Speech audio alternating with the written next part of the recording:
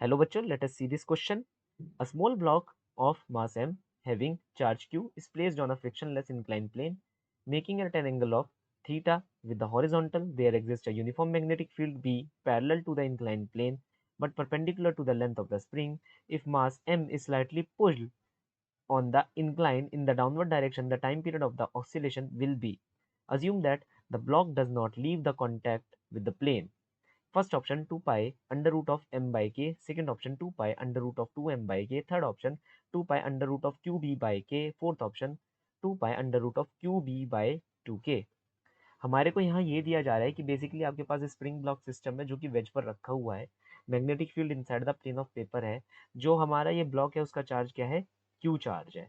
हमसे बस इतना पूछा जा रहा है कि सर बस आप इतना बता दीजिए कि जब ये ऑसिलेट करना स्टार्ट करेगा तो इसका टाइम पीरियड क्या होगा। देखिए यहाँ पर अगर मुझे इसे सॉल्व करना है तो सबसे पहले मैं की कंसेप्ट क्या लगाने वाला हूँ, force on the charge is q v cross B. This is the force on the charge, this is the velocity of the charge, this is the magnetic field which is being applied on the charge।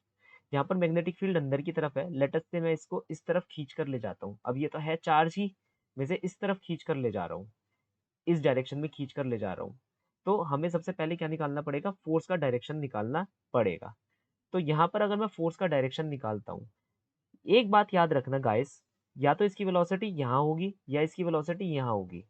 तो उसके लिए मैं यहाँ पर क्या कर रहा हूँ, एक एक्सिस सिस्टम को फिट कर रहा हूँ। आप भी देख लीजिए कैसे मैं यहाँ फिट कर रहा हूँ, मैं अलोंग द वेज एक एक्सिस सिस्टम फिट कर रहा हूँ। ये है मेरा वाई एक्सिस, ये है मेरा एक्स एक्सिस, और अंदर जाने वाला क्या है मेरा नेगेटिव जेड एक्सिस, और बाहर आने वाला क्या है मेरा पॉजिटिव जेड एक्सिस। वेलोसिटी किस डायरेक्शन में है, पॉजिटिव आई कैप डायरेक्शन में। मैग्नेटिक फील्ड किस डायरेक्शन में है, माइनस के कैप डायरेक्शन में। तो यहाँ से मुझे पता चला कि आई कैप क्रॉस के कैप कितना बना। देखिए आई देन जे देन के, मैंने कहा आई कैप क्रॉस के कैप, हमारे पास आंसर क्या आएगा, माइनस जे कैप, क्योंकि हम किस में जा रहे हैं, एंटी क्लॉक डायरेक्शन में जा रहे हैं। तो यहाँ पहले से ही एक माइनस है तो वो माइनस मल्टीप्लाई हो जाएगा, दैट इज प्लस के कैप डायरेक्शन में हमारा आंसर आएगा।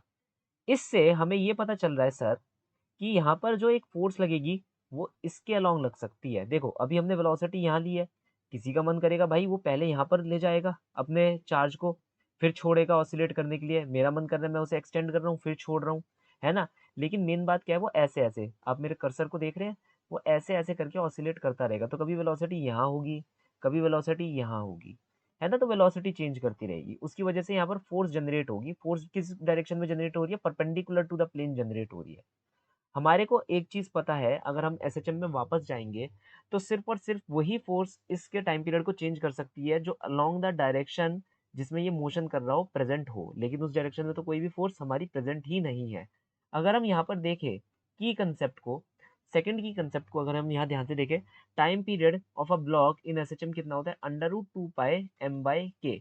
तो जब कोई फोर्स अलोंग दिस डायरेक्शन लगी नहीं रही, अलोंग द हॉरिजॉन्टल प्लेन लगी नहीं रही, वो अलोंग द नॉर्मल प्लेन लग रही है, तो कोई फर्क नहीं डालने वाली टाइम पीरियड के अंदर, कोई फर्क नहीं डालने वाली। दैट इज हमारा जो टाइम पीरियड रहेगा वो सेम रहने वाला है, that is 1। So the final solution of the following problem is option number 1. Hope you understood it well. Best of luck.